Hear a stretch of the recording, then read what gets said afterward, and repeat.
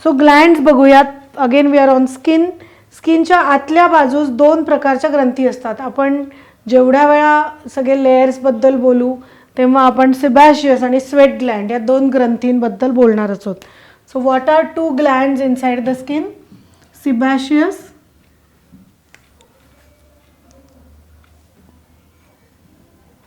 आणि sweat. Sebaceous glands आणि sweat gland. Sebaceous gland काय आहे? तैल ग्रंथी, म्हणजे त्याच्यात तेल, सीबम. तैल ग्रंथी हा अगदी टिपिकल मराठी वर्ड आहे. सीबम तुम्ही म्हणू शकता. सिबॅशियस सीबम. ओके. सीबम तयार होतो, एक्सक्रीट होतो. स्वेट ग्लँडमध्ये काय होतो? घाम, स्वेट. सिबॅशियस ग्लँडबद्दल बघू. ही सॅक टाईप ग्लँड असून ती हेअर फॉलिकल्समध्ये ओपन होते. त्यातून जो सीबम बाहेर पडतो, उत्सर्जित केला जातो, तो केसांच्या लेंथ बरोबर स्किनवर स्प्रेड होतो. त्यामुळे त्वचा सॉफ्ट, शायनी आणि ओलसर दिसते. हा सीबम थोडा ॲसिडिक असल्याने बाहेरील बॅक्टेरिया शरीरात जाऊ देत नाहीत. सिबॅशियस ग्लँडचे विकार खालीलप्रमाणे आहेत. सो कसा दिसतो? एक hair, this is your hair structure, sebaceous gland आहे. ओके. आणि तुमची स्किन आहे. सिबॅशियस ग्लँड कुठे? This is your gland. आपण त्याच्याबद्दल अभ्यास करतो. ओके. सो प्रत्येक हेअरला एक ओपनिंग असलेली सिबॅशियस ग्लँड आहे. सो ह्याच्यामध्ये जो सीबम तयार होतो तो काय करतो? केसांना पकडून स्किनवरती स्प्रेड होतो. कळतंय? नंतर तुम्ही डायग्राम सुद्धा बघा. कसा आहे हा sebum? We have already learn. थोडासा ॲसिडिक इन नेचर आहे म्हणून तो प्रोटेक्टिव्ह आहे. ॲसिडिक असल्यामुळे बाहेरचे जंतू आत जाऊ देत नाही आणि स्किनचे इन्फेक्शन्स होऊ देत नाही. त्वचा सॉफ्ट, शायनी, ओलसर दिसते. अतिप्रमाणात झालं तर पिंपल्स येतात, ॲक्ने येतात. राईट. हे आपण बघितले आधीच्या लेक्चर्समध्ये पण. आता या ग्लँडचे पण विकार आहेत लोकांना. ओके. ग्रंथीचे विकार काय आहेत? सगळ्यात महत्त्वाचं seborrhoea. What is seborrhoea? Sebaceous gland जास्त सीबमचे सिक्रिशन, सिबॅशियस ग्लँडमध्ये जास्त सीबमचे सिक्रिशन झाल्यामुळे हा विकार होतो. या विकारामुळे नाक, गालाचे उंचवटे, कपाळ जास्त तेलकट दिसतं आणि चेहऱ्यावर खूप चमक येते. सो तुम्हाला typical case of oily skin, आपण एक ॲड पण बघायचो की सुबह में परी होती हूँ, शाम को मैं पूरी बन जाती हूँ. सो काय सांगायचं आहे त्यांना? Typically there is too much of oil on my skin. So त्या प्रॉब्लेमला काय म्हटलंय? Seborrhoea. Seborrhoea. First problem. Excessive oil secretion is called seborrhoea. Second, blackheads, कॉमेडॉन्स.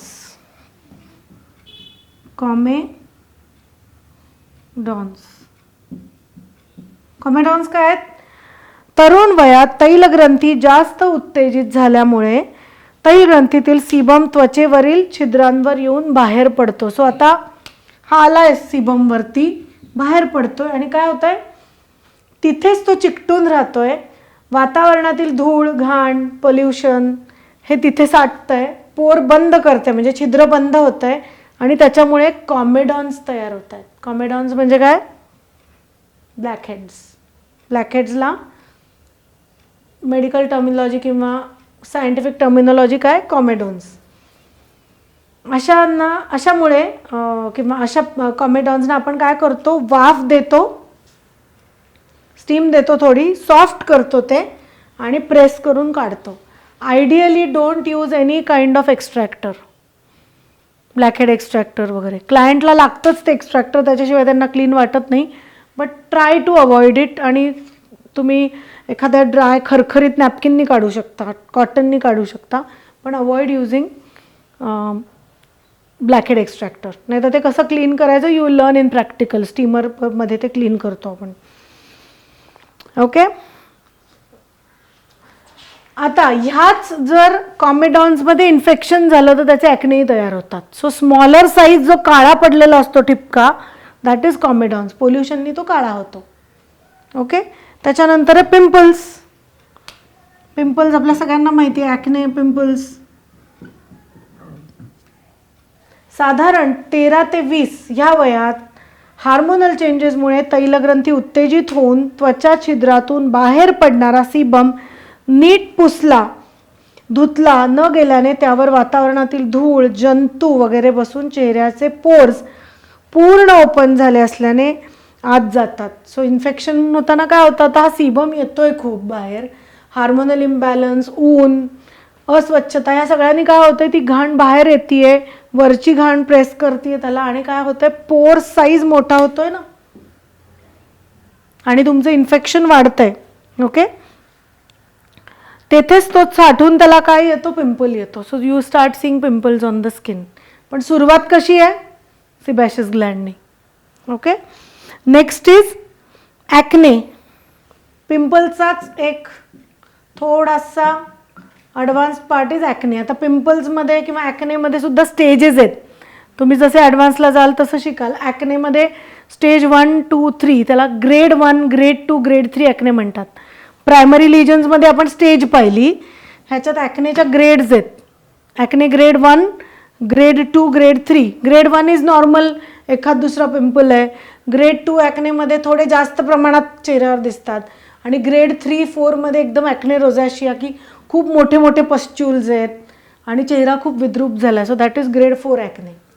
Okay, acne vulgaris वयात येणाऱ्या मुलांमध्ये हार्मोनल चेंजेस होऊन तैलग्रंथी अधिक उत्तेजित झाल्यामुळे त्वचा छिद्रातून झालेल्या इन्फेक्शनमुळे पस निर्माण होतो. तो भाग लालसर दिसतो, त्या भागांना वेदना होतात, त्याच्या आजूबाजूचा भाग सुद्धा लालसर होतो, दाह होतो. ॲक्ने हे hyper acidity, drinks, hormonal changes, अतिजागरण, स्पायसी फूड, अपचन, जंक फूड ह्यामुळे होतात. ॲक्ने वरून न दिसता स्किनवर हात लावल्यास हातास गठ्ठा असा लागतो. सो कधी कधी ॲक्ने कसा असतो, नॉट एव्हरी टाईम असा खूप घट्ट घट्ट गठ्ठा झालेला असतो. That is all infection clogged in your skin. आणि मी आत्ता तुम्हाला स्टेजेस ऑफ ॲक्ने पण सांगितले, types of acne. Grade 1, grade 2, grade 3, grade 4. So grade 4, 5च्या पुढे असतील तर तुम्हाला सॅलिसिलिक ॲसिड पील्स वगैरे केल्याशिवाय ते निघत पण नाहीत. कुठल्याही ॲक्ने पिंपलवरती फेशियल करायचं नाही. किती पण क्लायंटने तुम्हाला सांगितलं की नाही पण मी दुसऱ्या सलॉनमध्ये जाते, तिथे करतात, हे प्रॉडक्ट वापरतात, तरी पण तुम्हाला दिसतंय क्लायंटच्या स्किनवर खूप पिंपल्स आहेत. तुम्ही मसाज केल्यावर काय होणार, you will keep spreading the infection. एकीकडे आलेत तुम्ही शिफ्ट करून दुसरीकडे आणणार. Getting it. त्याच्यानंतर milia. What is milia? Number 5, milia, MILIA. What is milia? त्वचा छिद्राखाली सीबम साठून राहतो व घट्ट होतो. अशा वेळी मिलिया म्हणजे व्हाईट हेड्स तयार होतात. ते साधारण धुळीच्या कणांसारखे दिसतात. व्हाईट हेड्स सगळ्यांना माहिती आहे, चिनच्या खाली असतात, नोजवर असतात, नोज कॉर्नर्सला असतात. ते साधारण चेहरा, नाक, हनुवटीमध्ये दिसून येतात. अशा वेळी आतील सीबम वितळून ड्रेन करण्यासाठी ट्रीटमेंट द्यावी, म्हणजे डिसइन्क्रस्टेशन. सो मिलिया म्हणजे व्हाईट हेड्स जे तुमचे आहेत त्याचा अजून एक प्रकार म्हणजे क्रस्ट, घट्ट झालेले, ते सुद्धा एक्स्ट्रॅक्ट करता येत नाही. आपण बघितलं, फोडायचे नाही आहेत, कुठलंही मेटल लावायचं नाही आहे. सो त्याला वितळूनच तुम्हाला स्किनच्या बाहेर काढायचं आहे. सिस्ट. What is cyst?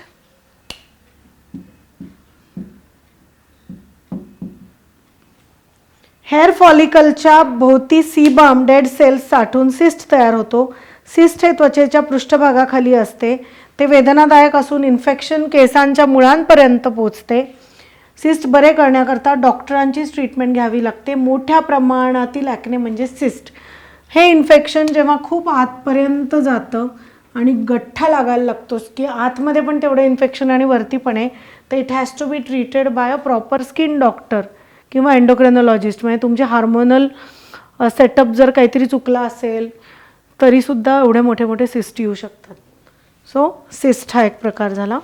त्याच्यानंतर आहे rosacea. What is rosacea? Red कलरचे ॲक्ने येणं. Acne rosacea is one thing. आणि नुसता रोझॅशिया. काही लोकांना नुसता असा पिंकनेस येतो, बाहेरनं असे आले जरी उन्हातनं किंवा नॉर्मल जरी जिन्यात धावपळत चढला, पळत पळत आले तरी immediate they will become red. So that is called as rosacea. पण ॲक्ने रोझॅशिया म्हणजे पिंक कलरचे ॲक्ने, खूप पिंक पिंक पिंक पिंपल असतात, लाल लाल होतो चेहरा, त्याला ॲक्ने रोझॅशिया तुम्ही म्हणू शकता. यामध्ये त्वचेवरील पोर्स मोठ्या प्रमाणात ओपन झाल्यामुळे जास्त प्रमाणात तैलयुक्त स्राव होतो. तीव्र ॲसिडिटी, पचनात बिघाड, अल्कोहोलिक पदार्थांचे जास्त सेवन यामुळे हा विकार होतो. साधारण वयाच्या 30 ते 35 नंतर सुद्धा हा त्रास होऊ शकतो. आधी पण होतो. If the client is drinking heavily, खूप व्यसन आहेत त्यांना, सिगरेट, दारू, खूप नॉनव्हेज खायची सवय, they will have this big acne rosaceas. Okay. त्याच्यानंतर आहे asteatosis. 8th point, asteatosis. What is asteatosis? हा विकार सिबोरियाच्या अगदी उलटा आहे. सिबोरियामध्ये काय बघितलं होतं आपण? खूप ऑइल येतं. ओके. ॲस्टिओसिसमध्ये काय होतं? शरीरातील काही त्रुटींमुळे तैलग्रंथीतून स्त्राव निर्माण केला जात नाही किंवा फार कमी प्रमाणात स्त्राव येतो. म्हणजे सीबम तुमचा सिक्रेटच होत नाही, कमीच असतो सीबम. ओके. अशी परिस्थिती साधारण वयाच्या 45 नंतर सुरू होते. Skin drawing, excessive drawing of skin. तर काही वेळा अति कोरडं हवामान, व्हेरी ड्राय वेदर, अतिशय कठीण साबणाचा वापर इत्यादीमुळे ही त्वचा फार कोरडी पडते. अशा वेळी क्लायंटला नरिशिंग क्रीमचा मसाज द्यावा. ॲस्टिओसिसमुळे त्वचेवर फार खास सुटते, सुरकुत्या येतात. हा विकार मेनोपॉज नंतर पण होऊ शकतो. तेव्हा हार्मोनल चेंजेस लोकांचे खूप होतात. सिस्ट, पिंपल्स, ॲक्नेमुळे स्किनवरील पेशींचा कायमचा नाश होऊ शकतो व स्किनवर कायमचे डाग पडतात. हे डाग 3 प्रकारचे असतात. सो ॲस्टिओसिसमध्ये काय झालं आहे, तुम्ही बघितलं असेल, अशी शेताच्या साईडला किंवा खूप गारठा जिथे, खूप वारं जिथे, अशा ठिकाणी ज्या बायका किंवा पुरुष राहतात त्यांची स्किन अशी ड्राय, स्क्रंच झालेली असते, पिगमेंटेशन असतं, आकसते. का होतं असं? बिकॉज ऑइल सिक्रेशनच बॉडीचं कमी आहे. त्यामुळे नॅचरल ग्लो मिळायला काहीच नाही आहे स्किनला, कमतरता आहे. म्हणून नरिशिंग क्रीमचा मसाज आणि इंटरनल पण तुम्ही त्यांना डाएट सजेस्ट करू शकता. आता ॲक्नेचे डाग किती प्रकारचे असतात? ॲस्टिओसिसमध्ये तर काही ॲक्ने तुम्हाला येणार नाही आहेत, पण पिंपल्स, ॲक्ने ह्याच्यामध्ये तुम्हाला डाग पडणार आहेत किंवा खड्डाणार आहेत. तर ॲक्ने पिट कसे असतात? साधारण असे थोडेसे स्प्रेड झालेला यू शेपमध्ये असतात. आईस पिट अजून थोडे खोल असतात, खड्डे, डीप खड्डे तुम्हाला असे दिसतात. त्यानंतर स्कार म्हणजे नुसताच डाग दिसतो. पिंपलचे पोस्ट ॲक्ने मार्क. स्कार म्हणजे नुसता डाग असतो आणि तुम्ही काही ट्रीटमेंट्सनी हा डाग कमी करू शकता. मायक्रोडर्माब्रेशन, ब्रशिंग किंवा फेस पॅक्स यांनी सुद्धा तुम्ही हा कमी करू शकता. So here we end the topic of glands. Next टॉपिकमध्ये आपण सेबॅशियस ग्लँडचा टॉपिक आपण संपवला. नेक्स्ट टॉपिक आपण बघणार आहोत स्वेट ग्लँड्स.